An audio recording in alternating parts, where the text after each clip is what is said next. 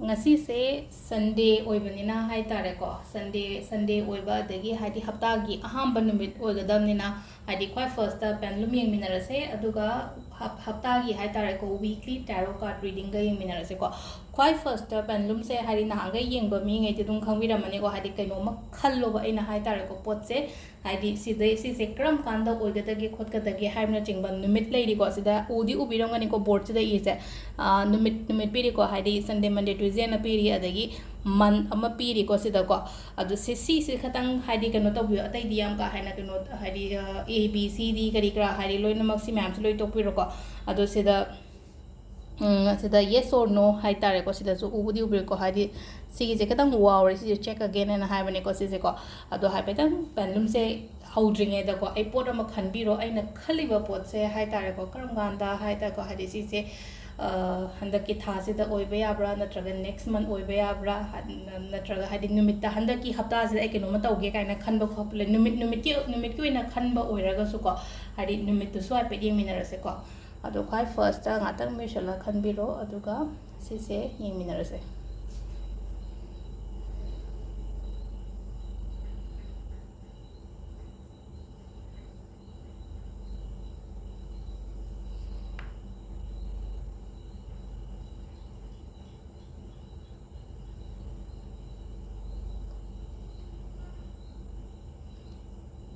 November aina la ko poside November hain la aduga hadi numitana hadi Wednesday and Sunday ama leire ko aduga ngasai gi yes or no gi da hadi possibly ina la ko hadi oiba ya bagi chances leibodo hai tare ko hadi oi thokpa yai hai bagi keno da hai tare ko kwai last ta Pendulum sina hadi magi sign keno ma pi ri se ko si se sida oirani ko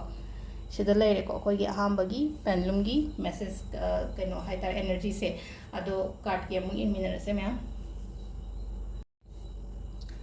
ado ngasigi akoigi card reading se sida thamiba pyramid sida gena khanbira se ko haidi pyramid ki crystal se karam bano akoina hojik sida lokthorei se clear quartz ama leire ko sum regular oina ai gi videos yengba ngai di haidi crystal gi matang da adum phanam khangbirambasu yai ko haidi nungse karambana haidi kari nahangai haidi koina sum akoi sungai ko thaina gemstone haraga emerald red coral kari blue sapphire kari krasidagi hena nung leitabra kain khalena ko hajik nungse myam ama leba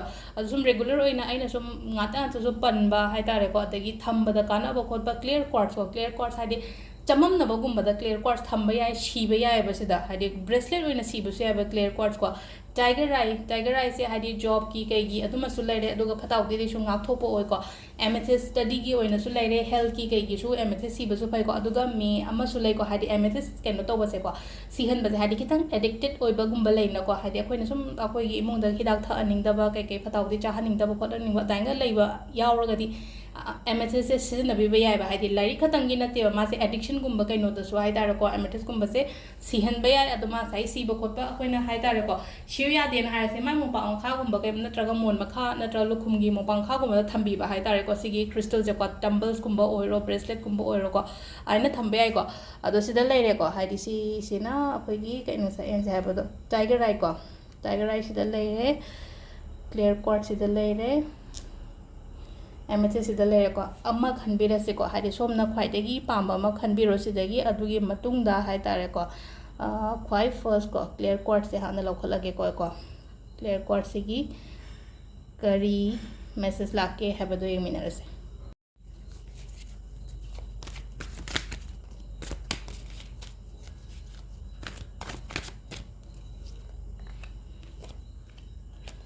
sida leire ko gi clear quartz ki card se ko ai lokhok jai che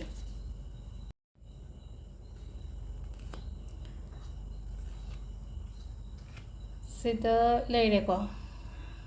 card se apogi ahambagi se amaka aingonda mina cheat toromba gumba hai tare ko khara se adum leiki ba hai tare ko adi cheat tawani khangde keno ma pura chakhibani khangde aingonda gi oida ba hairaga podam logi bani khangde ko hadi relationship ta hairaga chu cheating gumba taw ba hai tare ko ai partner na traga ai khangnari mi duna hai tare ko cheating gumba tawro pokhopa adusum adum basu amuk leire ko aduga sum thabai khangi da kai da hairaga so ko hadi ai gi pot ai gi oiba khotpa mayam se hadi puraga chatkhiba khothiba gumba hai tare ko mi duna adumai adu haji isa se ngai raga di leye ba ko ngasai gi ai gi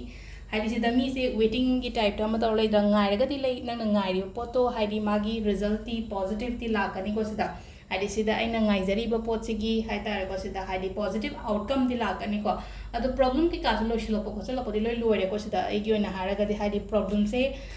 most probably akoina weekly ki tawraga so ko Heidi october gumba kai gumba sai dei ko Heidi isa gi oina hai tare khara Heidi nahangai ga manadana hai tare ko phagalak ko ko oina pi ko october sai october khatang nan thoga di khara ju phagani ko adu nahangai hai ai loina ma hai tare ko Heidi samna ha relationship ka hara se ko Heidi loishal lage thupchal lage kan khan ba gumba ya adu su yawrum gani ko Heidi relationship ki matang da oiraga na adu nataba atai gi oiraga na ko Heidi pot se ai gi oina Heidi पूरा लोयरगा अमु इनों नोंना होबो ओइना पिएबा हाइदि pot से को इनों नोंना होबा अन हारगदि problem लेयेना खलसे को problem दो हजिक लोइशला अगा हाइ तारे को सोमना ngairiबो पोतो फजना लाकपो खोटपो माने पि को अदो सिदा ले अखोगी अहामबगी को क्लियर क्वार्ट्ज की कइनो से गाइडेंस से को क्लियर क्वार्ट्ज की मागी नुंगसी की कइनो लाइबा कार्ड्स की मतुंगिना हाइ तारे को अदो मथंगी से टाइगर आई लोखले कोइना टाइगर आई से मु यमिना से टाइगर आई खन बंगै the same tiger eye is so card 1 2 3 so let it go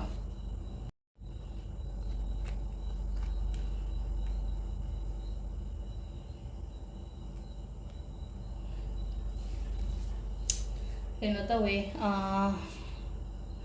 खनबम खंगदबगुंबा हाइ तारे को हाइदी थबा इंखांग दो ओइरो कइनोम दो हाइदी कितंग हाइदी को हाइदी क्लियर ओइदबो दो हौजिक से करोम चतोइनो करी तौदोइनो खंदबसे हाइदा चममनबा खरा लई को चममनबा खरा लईबसे हाइ तारे को सिदा चममनबा लईबसे हाइदी मिंगोंदगी मतेंगुंबा लौबा याइ को आइना हाइदी समटाइम्स अखोइदा वखन थोक्तबसु याविना को हाइदी कइनोम डिसीजन लौ मतमदा डिसीजन मेकिंग द इंपोर्टेंट हाइदी कइनो अखोइना यामना कन्फ्यूजन्स लईबो खोटो मतमदा अदु तारागदी हाइदी आइगी फैमिली नत्रगा हाइ तारे को आइगी इमानबी करी करा आइना तौदोइसिबो सिसिने हेना कानागद्रा नत्रगा सिसिने हाइदी मीगी सेकंड ओपिनियन लौबसु कैसो काइबो केमता लेइतेना को हाइदी सेकंड ओपिनियन गुंबा लौबीबा हाइ तारे को हाइदी आइना कन्फ्यूजन दे लेइत्रगदी कैसो काइदे को लेइरगदी मी अतोपा हाइ तारे को हाइदी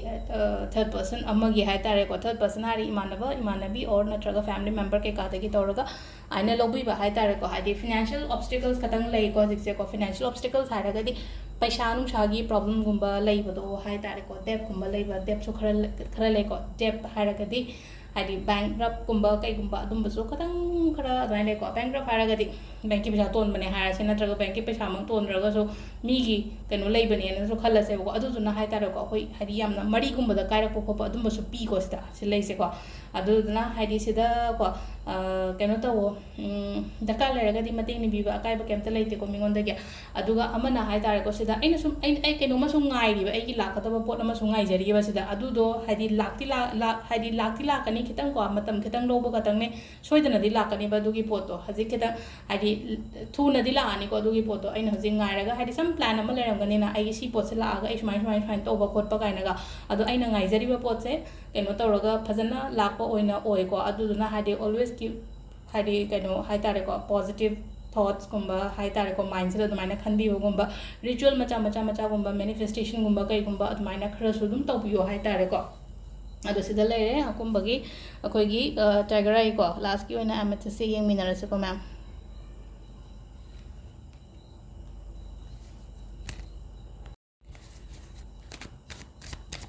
क्वाइट लास्ट की एमेथिस की क्रिस्टल से को 1 2 3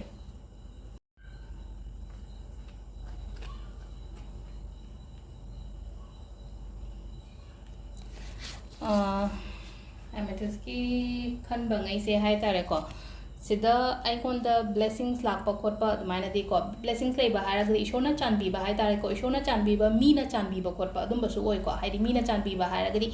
आइगी सर्कल दगी हाइ तारे को आइगोंदा मतेंग गुंबा पिबिरकपा खोपिरकपा अदुमाइना ओइना सु लेयेबको अदो आइसे क्या मीगी मतेंग लौनिंगदबा मी हाइ तारे को लौनिंगदबा मी इथांदा दुम तौजगे हाइबगी टाइपता दुम खरसु लेको वखनजे खनबा हाइ तारे को अस हाइदो शोरपोदे दुम आइगोंदबा तौगेदा खोटकेदा हाइ तारे को सुमाइ तौरगा हाइदी रेस्पोंसिबिलिटीज मैम से को रेस्पोंसिबिलिटीज ओरो हाइदी थबक ओरो आई इथांदा लोइना पुरगा लोइना इथांदा ꯊꯥꯡꯒꯠꯂ ꯆꯠꯀꯦ ꯅꯠꯇ꯭ꯔꯒ ꯏꯊꯟꯗ ꯇꯧꯒꯦ ꯃꯤꯉꯣꯟꯗ ꯍꯥꯏꯗꯣꯏ ꯁꯔꯨꯛꯄꯨꯗꯤ ꯍꯥꯏꯕ ꯇꯜꯂꯦ ꯈꯣꯠꯂꯦꯅ ꯑꯗꯨꯃꯥꯏꯅ ꯈꯔ ꯂꯩꯒꯜꯂꯦꯀꯣ ꯑꯗꯨꯒ ꯃꯤꯉꯣꯟꯗꯁꯨ ꯑꯃꯨꯛ ꯈꯪꯕ꯭ꯔꯥ ꯍꯥꯏꯗꯤ ꯌꯥꯗꯦ ꯈꯣꯠꯇꯦ ꯍꯥꯏꯕꯁꯤꯁꯨ ꯀꯌꯥ ꯉꯝꯒꯟꯗꯦꯕꯀꯣ ꯑꯗꯨꯗꯨꯅ ꯍꯥꯏꯇꯥꯔꯦ ꯈꯤꯇꯪ ꯍꯥꯏꯗꯤ ꯁꯤꯒꯤ ꯄꯣꯠ ꯃꯌꯥꯝꯁꯦ ꯈꯔ ꯁꯦꯝꯗꯣꯛꯄꯤꯕ ꯍꯥꯏꯇꯥꯔꯦꯀோ ꯌꯥꯗꯦ ꯈꯣꯠꯇꯦ ꯍꯥꯏꯗꯤ ꯅꯣ ꯍꯥꯏꯕꯁꯦ ꯈꯤꯇꯪꯁꯨ ꯌꯨꯁ ꯇꯧ ꯍꯥꯏꯗꯤ ꯑꯣꯜꯋꯦꯁ ꯁꯦꯀ꯭ꯔꯤꯐꯥꯏꯁꯇ ꯑꯗꯨꯝ ꯇꯧꯕꯒꯤ ꯇꯥꯏꯞꯇ ꯑꯃ ꯇꯧꯋꯦꯕ ꯁꯤꯗ ꯍꯥꯏꯇꯥꯔꯦꯀꯣ ꯃꯤꯒꯤꯗꯃꯛꯇ ꯁꯦꯀ꯭ꯔꯤꯐꯥꯏꯁ ꯇꯧꯕꯗꯣ ꯍꯥꯏꯇꯥꯔꯦꯀꯣ ꯑꯗꯣ ꯃꯤꯒꯤꯗꯃꯛꯇ ꯁꯦꯀ꯭ꯔꯤꯐꯥꯏꯁ ꯇꯧꯕ ꯇꯣꯛꯄꯤꯔꯣ ꯏꯁꯥꯒꯤ ꯐꯦꯃꯤꯂꯤꯒꯤꯁꯨ ꯈꯔ ꯈꯟꯕꯤꯕ ꯍꯥꯏꯇꯥꯔꯦꯀꯣ ꯁꯤꯗ ꯑꯗꯨ ꯑꯗꯨꯃꯥꯏꯅ ꯑꯗ ꯁꯤꯒꯤ ꯄꯣꯠꯁꯦ ꯑꯩꯅ ꯆꯦꯟꯖ ꯇꯧ ꯇꯥꯔꯒꯗꯤ ꯑꯩꯒꯤ ꯏꯃꯨꯡ ꯃꯅꯨꯡ ꯑꯩꯒꯤ ꯐꯦꯃꯤꯂꯤꯁꯦ ꯍꯥꯏꯗꯤ ꯇꯨꯡꯗ ꯌꯥꯝꯅ ꯅꯨꯡꯉꯥꯏ ꯌꯥꯏꯐꯕ ꯈꯣꯠꯄ ꯑꯗꯨꯃꯥꯏꯅ ꯑꯣꯏꯅ ꯄꯤꯌꯦꯕ ꯁꯤꯗ ꯍꯥꯏꯇꯥꯔꯦꯀꯣ ꯂꯥꯏꯐꯇ ꯄ꯭ꯔꯣꯕ꯭ꯂꯦꯝ ꯂꯩꯕꯁꯦ ꯍꯥꯏꯇꯥꯔꯦꯀꯣ ꯍꯥꯏꯗꯤ ꯃꯤ ꯑꯃ ꯂꯥꯛꯑꯒ ꯍꯦꯛꯇ ꯀꯩꯅꯣ ꯇꯧꯒꯗꯕꯅꯦꯀꯣ ꯏꯁꯥꯗꯁꯨ ꯌꯥꯝ ꯂꯩꯕꯅꯦꯀꯣ ꯍꯥꯏꯗꯤ ꯆꯦꯟꯖꯦꯁ ꯄꯣꯔꯛꯑꯣꯏ ꯍꯥꯏꯕꯁꯦ ꯍꯥꯏꯇꯥꯔꯦꯀꯣ ꯋꯥꯈꯟꯗꯁꯨ ꯂꯩ ꯑꯗꯨꯒ ꯑꯩꯒꯤ ꯅꯦꯆꯔꯗꯁꯨ ꯂꯩ ꯑꯩꯅ ꯀꯃꯥꯏꯅ ꯊꯕꯛ ꯇꯧꯕ ꯀꯃꯥꯏꯅ ꯌꯨꯝꯁꯦ ꯀꯩꯅꯣ ꯇꯧꯕ ꯈꯣꯠꯄ ꯑꯩꯒꯤ ꯈꯨꯠꯇꯁꯨ ꯌꯥꯝ ꯂꯩꯕꯅꯦꯀꯣ ꯑꯗꯨꯅ ꯍꯥꯏꯗꯤ ꯆꯦꯟꯖꯁꯦ ꯈ꯭ꯋꯥꯏ ꯐꯔꯁ ꯆꯦꯟꯖ ꯇꯧꯒꯦ ꯍꯥꯏꯔꯒꯗꯤ ꯑꯩ ꯏꯁꯥ ꯆꯦꯟꯖ ꯇꯧꯕ ꯑꯃ ꯌꯥꯝ ꯗꯔꯀꯥꯔ ꯑꯣꯏꯕ ꯑꯗꯣ ꯁꯤꯗ ꯂꯩꯔꯦ ꯑꯩꯈꯣꯏꯒꯤ ꯀꯩꯅꯣ ꯋꯤꯛꯂꯤꯒꯤ ꯇꯦꯔꯣ ꯔꯤꯗꯤꯡꯁꯦꯀꯣ ꯃꯌꯥꯝ ꯃꯈꯥ ꯇꯥꯕ ꯚꯤꯗꯤꯑꯣꯁ ꯑꯃꯨꯛ ꯀꯣꯟꯅ ꯑꯃꯨꯛ ꯌꯦꯡꯃꯤꯟꯅꯔꯁꯦꯀꯣ ꯊꯦꯡꯛ ꯌꯨ